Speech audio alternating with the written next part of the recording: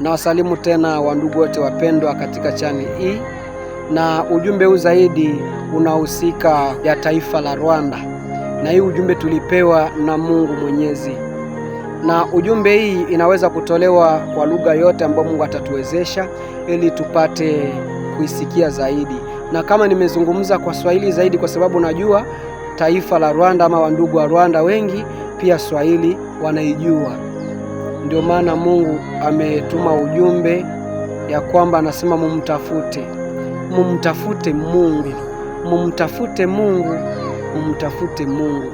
Ndio mwisho wa ujumbe ambao Mungu ametupatia zaidi.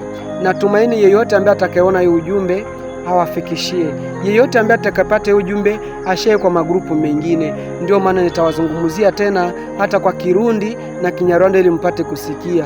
Umbigero ambogojera koba uriguse lara uriguse mbega mbaukovera ikimboya gejabo mbaukuvira ngo ishabo kere imana uragose imana muragose imana ukirwanda moguya keremba wakanjira uragose imana muragose imana ukamvigira shemboye kere ikemba.